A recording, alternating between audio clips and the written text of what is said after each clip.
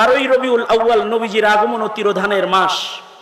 আগমন ও তিরোধানের মাসে জন্মদিন উদযাপন করে, মিলাদুন নবী উদযাপন করে শিক্ষকের আদর্শ জাতির কাছে উপহার দেওয়া সম্ভব নয়। এটা উপহার দেওয়ার জন্য দরকার সিরাতুন নবী। ধন্যবাদ বাংলাদেশ জাতীয় সিরাত কমিটিকে, বহু ত্যাগ আর কোরবানির মাধ্যমে প্রতি বছর এমন একটি সিরাতুন নবী মাহফিল করে যান। সিরাতুন নবীর আয়োজন অথবা নবীজির প্রশংসা গুণগান নাতিয়া কালাম এর আয়োজন এটা নবীর জমানায়ও ছিল। নবীজির জমানায় নবীর সিরাত বলার জন্য, নবীর নাত বলার জন্য, নবীর গুণ বলার জন্য এরকম চেয়ার আসন বানানো হতো। আর হাসান বিন সাবেত সে আসনের ভেতরে বসে যেতেন, আর তিনি কিছু বলতেন, নবীর সিরাত সবাই শুনতো, নবীর গুণগান শুনতো।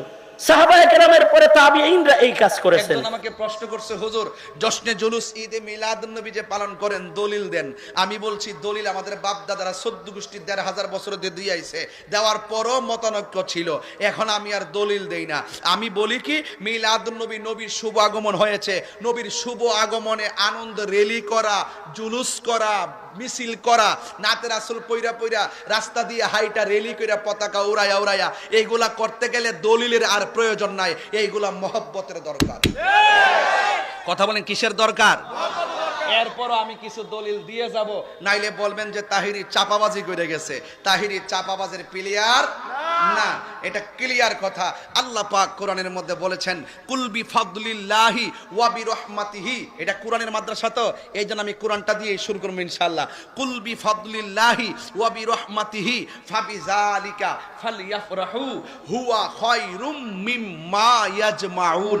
আল্লাহ বলছেন, ও বন্ধু, জাস্ট ইউ সে, আপনি বলে দেন বিফাদলিল্লাহ, আপনার উম্মত কিয়ামত পর্যন্ত আমি আল্লাহর পক্ষ থেকে যেই নিয়ামত পাবে, যেই ফজল পাবে, যেই দয়া পাবে, যেই অনুগ্রহ পাবে, হ্যাঁ, তারা যেন ফালইফরাহু, তারা যেন আনন্দ করে।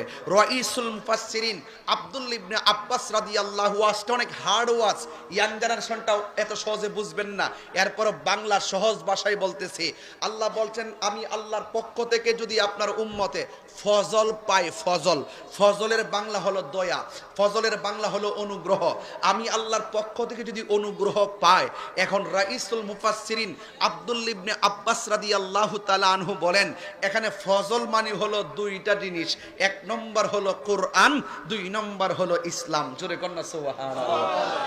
এক নম্বরে কি কোরআন, এক নম্বরে কি? তাইলে ওয়াজ কিন্তু মাদ্রাসায় ঢুকতেছে ইনশাআল্লাহ। এখান থেকে পোলা পানের মুর্দা কলব জিন্দা বানায়া গড়টারে কোরআন দিয়ে আলোকিত কইরা দেন, দেখবেন